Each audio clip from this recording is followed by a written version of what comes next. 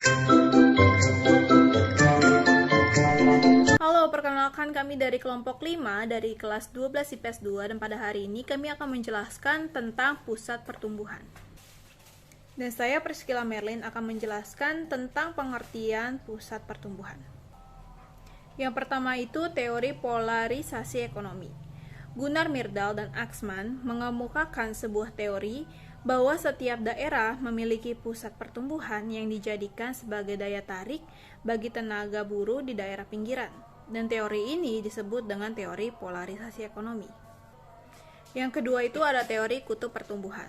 Teori kutub pertumbuhan merupakan teori yang dikemukakan pertama kali oleh seorang ahli ekonomi asal Prancis yang bernama Perroux. Di dalam teori ini, beliau menegaskan bahwa pembangunan suatu wilayah merupakan proses yang tidak terjadi secara bersamaan, tetapi terjadi di beberapa tempat tertentu dengan kecepatan dan intensitas yang berbeda satu dengan lainnya. Lalu yang ketiga ada teori pusat pertumbuhan. Teori pusat pertumbuhan dikemukakan oleh Boudeville. Pusat pertumbuhan adalah sekumpulan fenomena geografis dari semua kegiatan yang ada di permukaan bumi. Lalu yang terakhir ada teori tempat sentral. Teori tempat sentral dikemukakan oleh Walter Christoller, seorang ahli geografi dari Jerman. Teori ini didasarkan pada lokasi dan pola persebaran pemukiman dalam ruang. Karena dalam suatu ruang kadang ditemukan persebaran pola pemukiman desa dan kota yang berbeda ukuran luasnya. Jadi bisa kita simpulkan pusat pertumbuhan ialah wilayah atau kawasan yang pertumbuhannya sangat pesat, sehingga dijadikan sebagai pusat pembangunan yang mempengaruhi kawasan-kawasan lain di sekitarnya. Perkenalkan, nama saya Matarika Putri Simanjuntak, saya kelas 12 IPS 2. Di sini saya akan menjelaskan contoh nomor 1. Menurut saya, yang merupakan wilayah pertumbuhan adalah Tanah Abang. Mengapa menurut saya wilayah Tanah Abang merupakan wilayah pertumbuhan? Karena Tanah Abang merupakan salah satu tempat grosis terbesar di wilayah Jakarta. Yang kedua, bisa mendapatkan harga miring atau yang disebut harga lebih murah saat beli lusinan atau kiloan. Yang ketiga, menjual barang-barang thrift atau barang-barang impor dengan harga terjangkau dari harga aslinya. Yang keempat, gedung tempat penjualan bahan makanan sudah semakin bersih dan lebih terurus menjadi lebih baik daripada sebelumnya. Sekian dari saya, makasih. Selamat malam, perkenalkan nama saya Ripaldi Joy. Saya dari kelas 12 IPS 2. Saya di sini ingin menjelaskan wilayah yang menurut saya bagus untuk wilayah pertumbuhan. Menurut saya, wilayah yang bagus atau strategis untuk wilayah pertumbuhan yaitu intermoda atau pasar modern.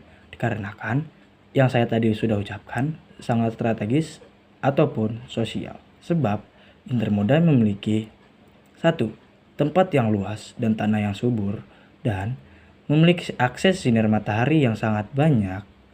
Yang kedua, memiliki daya pikat pengunjung yang sangat banyak. Juga seperti di hari libur ataupun hari biasa. Dan tidak hanya wilayah pertumbuhan saja yang bisa dilakukan pengunjung di intermoda atau pasar modern. Pengunjung pun bisa berolahraga seperti jogging, sepedahan, dan lain-lain. Sekian dari saya, kurang lebihnya mohon maaf. Terima kasih. Perkenalkan, nama saya Plisari Margareta Sugian dari kelas 12 IPS 2. Di sini saya ingin memberikan contoh dari wilayah yang berkembang. Saya memberikan contoh yaitu Tangerang. Kenapa saya memilih Tangerang? Karena Tangerang memiliki pusat perbelanjaan. Yang kedua dikelilingi oleh developer atau pengembang. Dan yang terakhir yaitu penyangga ibu kota. Sekian dari saya, terima kasih. Selamat sore, hai, nama saya Veronica Septiana Siombing, kelas 12 IPS 2. Di sini saya akan menjelaskan contoh nomor 4. Menurut saya, daerah cocok untuk dijadikan pusat pertumbuhan adalah Jakarta. Kenapa Jakarta disebut sebagai pusat pertumbuhan? Karena Jakarta merupakan ibu kota Indonesia. Dan juga Jakarta pusat bisnis dan politik dan kebudayaan. Jakarta merupakan tempat berdirinya kantor-kantor, pusat BUMN, perusahaan swasta, dan perusahaan asing. Kota Jakarta ini juga tempat kedudukan lembaga-lembaga pemerintahan dan kantor sekretarian ASEAN. Jakarta dilayani oleh bandar udara, yakni Bandar Soekarno-Hatta dan Bandar Halim PK, serta 3 pelabuhan laut di Tanjung Priuk, Sunda Kelapa, dan Ancol. Sekian, terima kasih. Assalamualaikum warahmatullahi wabarakatuh. Nama saya Nurul Amelia, kelas 12 IPS 2. Jadi di sini saya akan menjelaskan contoh nomor 5. Mempunyai hunian di BSD dapat memberikan Anda banyak sekali keuntungan di antaranya. 1. Akses mudah dan lokasi strategis. 2. Fasilitas yang lengkap. 3. Pengembangan kota mandiri dan terkonsep. 4. Lingkungan yang bersih, teratur, dan terawat. 5. Nilai investasi yang akan terus menaik. Sekian, terima kasih. Assalamualaikum warahmatullahi wabarakatuh. Saya Muhammad Amir Fakir dari kelas 12 IPS 2. Yang sudah dijelaskan, kesimpulannya adalah pusat pertumbuhan sendiri merupakan suatu wilayah yang memiliki perkembangan yang sangat pesat dan menjadi pusat pembangunan yang dapat mempengaruhi daerah-daerah sekitarnya. Suatu wilayah dapat dikatakan sebagai pusat pertumbuhan wilayah apabila wilayah tersebut mampu mempengaruhi daerah sekitarnya. Nah, kalau contoh-contohnya udah disebutin ya tadi.